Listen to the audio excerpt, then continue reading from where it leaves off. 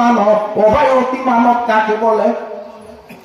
আমি একজন গ্রাম মুক্তিকে বলছিলাম, হুজুর আমি যে রাসূলুল্লাহর অতি মানব কই পাগল বলি, মানে যার উপরে আল্লাহর পরে আর কিচ্ছু নাই, এগুলো অতি। তো অতি শব্দটা আল্লাহর কাছে লাগে, কিন্তু আমি তো মানুষ উল্লেখ করে লাগাইছি যে আল্লাহর সৃষ্টি করে যত মানব আছে সমস্ত মানবের মধ্য থেকে তিনি একজন অতি নবী। যত রাসূল এসেছে সমস্ত রাসূলদের মধ্য থেকে তিনি চাইয়ে সর্দার। আর পৃথিবীতে যত জ্ঞানী এসেছে আর আসবে সকল জ্ঞানীদের মহানায়ক। তার প্রমাণ দিলেন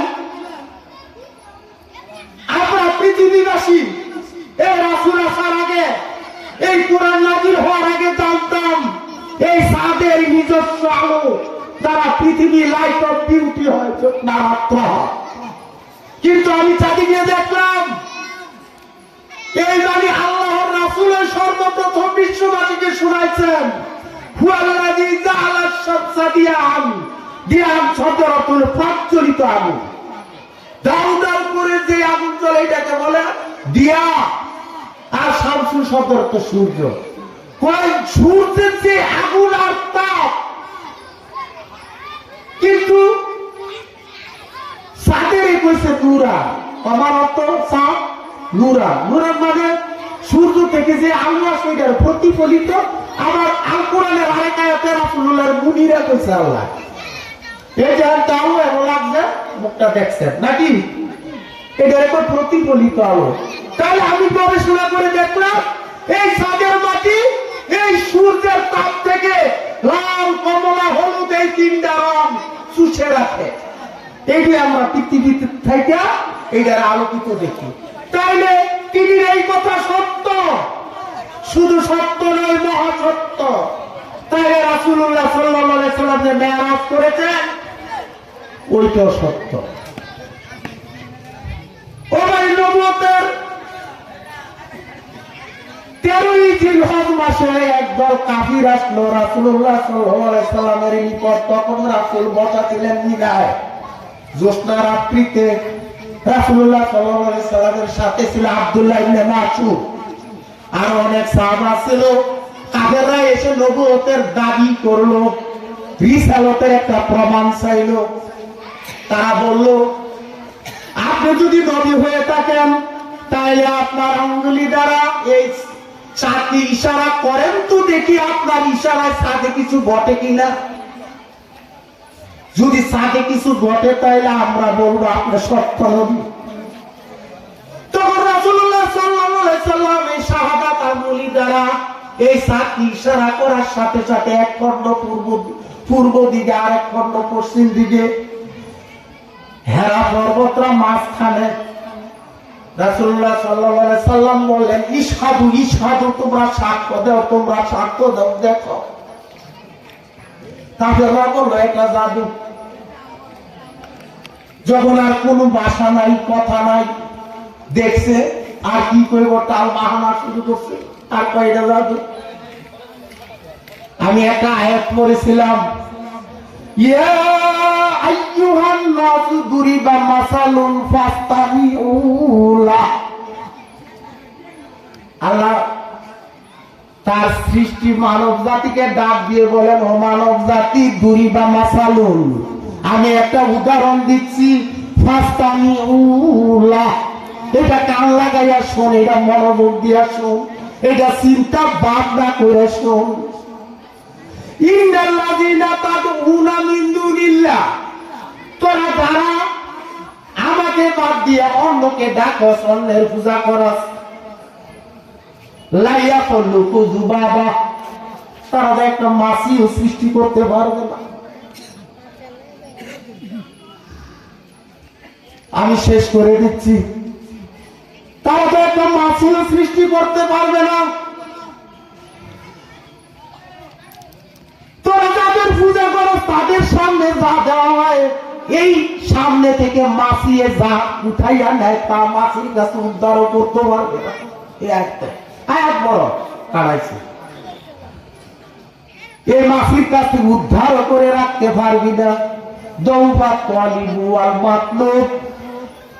তাইলে তোরাও দুর্বল, যার ইবাদত করস আমার ইবাদত তারাও দুর্বল। ও ভাই, বিজ্ঞানীরা কি বলছে শোনেন। আল্লাহ কেন মাসির উদাহরণ দিল? তার সৃষ্টিগুলো কত সৃষ্টি, তারা গবেষণা করে দেখেছে মাছি এমন একটা আশ্চর্যজীব। মাছের মাথায় 5টা চোখ আছে, প্রত্যেকটা চোখের ভিতরে 4000 কইরা ক্ষুদ্র ক্ষুদ্র চোখ। বিজ্ঞানীরা কয় এই চোখটা করে কি মাছি? শোনে। আর মাছি বহু দূরের জিনিসকে শনাক্ত করতে পারে, শনাক্ত করে ওই জায়গা তুলে দিয়ে ওই জায়গা তুই ভুল হয় না। তার সৃষ্টির মাঝে কত কুদরতি ব্যবস্থা দেখেন। আর মাছি উল্টো দিকে উড়াল দিতে পারে, উল্টা দিকে উড়াল দিয়ে 1 ঘন্টায় 20 মাইল যায়, সামনের দিকে উড়াল দিয়ে 20 মাইল যায়। বিজ্ঞানীরা কয় মাছি কেন? মাছির মতন বানান সম্ভব না। তার কারণ আমরা কত অ্যানালাইসিস করলাম, কোন ব্যবস্থাপনার কারণে সে উল্টা দিকে উড়াল দেয়, বার করতে পারলাম না, ব্যর্থ। আমরা তার কাছে শনাক্ত শিখছি। আমি দৌলতপুর পুকুর পাড় বসে আছি, যদি আমেরিকার অফিস থেকে একটা সুইচ টিপ দেয় কেমন আশ্রয় এনে পড়বো। এটা নাম হলো শনাক্তকরণ পদ্ধতি। আজকে যদি ইরান থেকে একটা মিসাইল সুইচ দেয় এখানে পড়বো। এই আল কোরআন থেকে তারা এই তত্ত্বগুলি পেল। এই শনাক্তকরণ পদ্ধতি রাসূল আসার আগে, কোরআন নাযিল হওয়ার আগে পৃথিবীবাসীর কাছে ছিল না। এই রাসূল সাল্লাল্লাহু আলাইহি সাল্লাম ওই বিশ্ববাসী যা জানতো না তা জানাইলেন, এই বিশ্ববাসী যা চিনতো না তা চিনাইলেন, এই বিশ্ববাসী যা বুঝতো না তা বুঝাইলেন। ও ভাই, নামাজ হয়েছে সমস্ত সৎকর্মের প্রাণ। জীবনে যত সৎকর্ম করেন, যদি নামাজ না পড়েন এই সৎকর্মের কোন প্রাণ নাই। ও ভাই, আপনি আমি যে আল্লাহর গোলাম, তার দাস, এর প্রমাণ নামাজের মধ্যে ফুটে উঠে।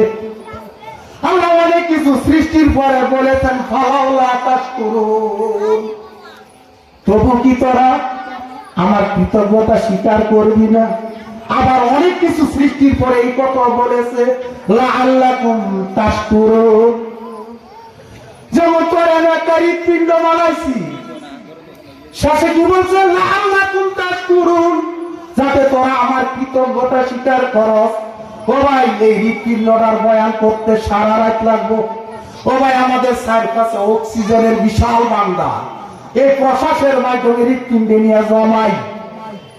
এই হৃৎপিণ্ডে যদি এই মস্তিষ্কের মাঝে 2 মিনিট অক্সিজেন না দেয়, এই হৃৎপিণ্ড যদি এই হাতের মাঝে অক্সিজেন না পড়ে, 8টা বার নড়লড় করবো। আমি এমন একটা জিনিস বানাইলাম হৃৎপিণ্ড, লাআল্লাকুম তাশকুরুন। আরেক জায়গাতে আল্লাহ কইছে কলিলাম মা তাশকুরুন, তোরা কৃতজ্ঞতা স্বীকার করো তাতে তাও অল্প। আমি যখন চক্ষু বানাইলাম, কোটি কোটি মাইল দূরে চলে যায় তোদের দৃষ্টি তাকানোর সাথে সাথে। বিজ্ঞানীরা বলেছেন এই প্রত্যেকটা চোখের মাঝে 13 কোটি লাইট রিসিপ্টার আছে, আলোকগ্রাহ আছে। বাসের ছবি, ভুট্টার ছবি, আমের ছবি পৃথক পৃথক মস্তিষ্কে পাঠাচ্ছে। আমি কান সৃষ্টি করছি, কানের মধ্যে 1 লক্ষ শ্রবণ কোষ আছে। আমের আওয়াজ আমার মগজ পাড়াই দিছে, মগজের মাঝে 10 লক্ষ তত্ত্ব আছে। মাঝখানে হচ্ছে অ্যাকসেন্ট সেন্টার। যখন রাসূল নামাজ পড়া শুরু করলেন, আবু জাহেল হুমকি ধমকি নির্যাতন আর বাড়াই দিল। আল্লাহ বললেন কাল্লা ইল্লাম ইয়ান্তাহ, রাসূল যদি সে বিরত না হয়, লানাসফাআন বিন নাসিয়া। নাসিয়া বলে এই জায়গাটারে আমি তার কপালের চুল। যারা ভাই ফিজিওলজি নিয়ে বিজ্ঞানী হয়েছে তারা বলছে এইটারে কয় নাসিয়া টিম। এইটা হলো প্রিফ্রন্টাল এরিয়া। আমরা মস্তিষ্ককে 13টা ভাগে ভাগ করছি। একজন যা আরেকজনটা আক্রমণ করবে, এটা এমন উৎপত্তি হয়। এটা আল্লাহ রাসূল কেমনে বললো?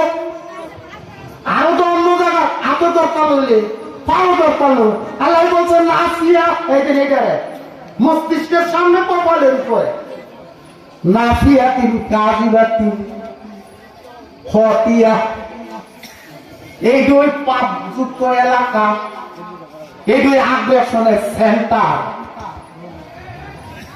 আবার আল্লাহ রাসূল বলছে যারা নামাজ পড়ে তাদের কাছ থেকে অশ্লীল আর মন্দ কাজ দূরে থাকে। ইন্না সালাতা তানহা আনিল ফাহশাই ওয়াল মুনকার, এটা কে বলছে? আল্লাহ রাসূল বলছে। বিশ্বের সেরা একজন ডাক্তার শিবির তিনি একটা বই লিখছেন, যার বইটার নাম খুব লম্বা। তিনি ওই বইয়ে বলছেন মানুষের যাবতীয় কর্ম কার্য সম্পাদনের গোড়া এটা তো ইসলামের নবীর জানার কথা না, আমরা ফিজিওলজির বিজ্ঞানী, অথচ আমরা যে কথা বলবো এই কথা থেকে আগেই বলে দিয়েছে। তারপর আমি একটা হাদিস পড়েছিলাম, রাসূলুল্লাহ সাল্লাল্লাহু আলাইহি ওয়াসাল্লাম ইন্নাল্লাহা তাআলা আরবা'a বারাকাতুম মিনাস সামাই ইলাল আরদ। আর বললাম না, আল্লাহ রাসূল বললেন আল্লাহর পক্ষ থেকে 4টা উপাদান 4টা পদার্থ পৃথিবীতে নাযিল হয়েছে। এটা কে বলছে? আল্লাহ রাসূল। এই হাদিসটাকে উল্লেখ করেছে পঞ্চম শতাব্দীর শ্রেষ্ঠ আলেম ও তাফসীরবিদ ইমাম কুরতুবী রাহমাতুল্লাহ আলাইহি। তিনি তার তাফসীর গ্রন্থে আহকামুল কোরআনে উল্লেখ করেছেন হাদিসটি। আল্লাহ নাযিল করেছেন 4টা কি? আল হাদিদু লোহা, ওয়াল নারু আগুন, ওয়াল মাউ পানি, ওয়াল মিলহু লবণ। বিজ্ঞানীরা হতবাক, নাযিল করা মানে কি? উপর থেকে পৃথিবী পাঠানো। হ্যালো ভাই, বুঝছেন? উপর থেকে নিচে অবতীর্ণ করা, এটাকে আনজালানাল হাদিদা। আল্লাহ কয় রাসূল আপনি এটা কইয়া দেন, কেন না বিজ্ঞানীরা তো তথ্য দিব যাতে আপনাকে অতিক্রম করতে না পারে কোন জ্ঞানী। আপনি আগে জানাই দেন আনজালানাল হাদিদা। এখন জাপান আর আমেরিকায় যৌথভাবে একটা স্যাটেলাইট আবিষ্কার করছে, নাম দিছে সুজাকু। এই সুজাকু স্যাটেলাইট মহাকাশে প্রেরণ করেছে। এর মধ্যে 84টা এক্স-রে টেলিস্কোপ সেট বসাই দিছে। লুয়া বলে আকাশ চাইছে, আমরা আকাশে কিছুই জানি না। এইটা ইসলামের নবী বলল এই স্যাটেলাইট এক্স-রে 250 মিলিয়ন উপর থেকে দূর থেকে ছবি আসছে। ছবিতে এরপরে হারা যে তথ্য পেশ করলো, কি তথ্য দিল? আজ থেকে 10 মিলিয়ন বছর আগে ক্লাস্টার গ্যালাক্সি গুলোর মধ্যে যে নক্ষত্র আছে, নক্ষত্ররা তাপ সইতে না পারায় অন্তর সীমার বাইরে তাপ, তখন ভারী উপাদান সৃষ্টি হয়েছে আর নক্ষত্রে নক্ষত্রে লাগছে। লাগার পরে সমস্ত গ্রহে আর উপগ্রহে এগুলি সইরা পড়ছে, পৃথিবী একটা গ্রহ। এই তথ্য এই যে আবার অস্ট্রেলিয়ার স্ট্যানফোর্ড বিশ্ববিদ্যালয় আর আমেরিকার কেলভিন ইনস্টিটিউট গবেষণা করছে, এটা সত্য। এইটা পৃথিবীতে গঠিত হয় নাই, এটা মহাকাশ থেকে অবতীর্ণ হয়েছে। অথচ আল্লাহ রাসূল কি শোনাইল মানুষকে? ওয়ানজালানাল হাদিদা ফীহি বাসুন শাদীদুন ওয়া মানাফিউ লিন-নাস।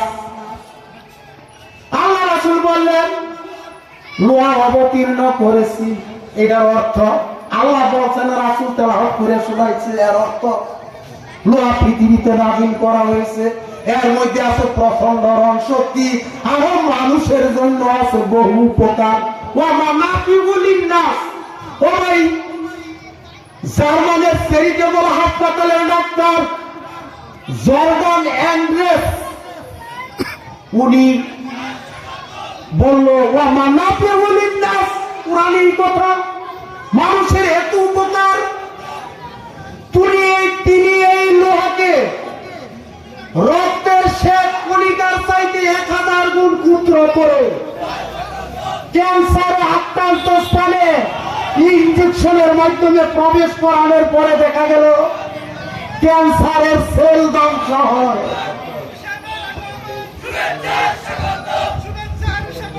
নারে তাকবীর, নারে তাকবীর। আল কোরআনের আলো, আল হাদিসের আলো, প্রধান বক্তার আগমন, শুভেচ্ছার স্বাগতম, প্রধান অতিথির আগমন, প্রধান আকর্ষণের আগমন, যুব কমিটির পক্ষ থেকে লাল গোলাপ শুভেচ্ছা, স্বপ্ন ফাউন্ডেশনের পক্ষ থেকে, এলাকাবাসীর পক্ষ থেকে নারে তাকবীর। সম্মানিত মুসলিম একরাম, আমরা দেখতে পাচ্ছি আমাদের মাঝে উপস্থিত হয়েছেন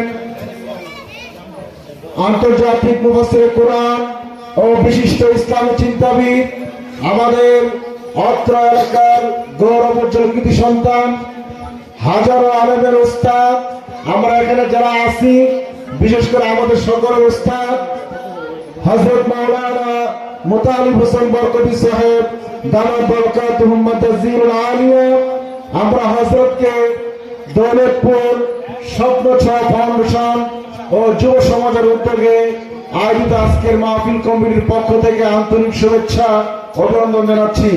হযরত অল্প কিছুক্ষণের মধ্যেই আমাদের মাঝে কোরআন ও হাদিসের আলোকে মূল্যবান আলোচনা উপস্থাপন করবেন।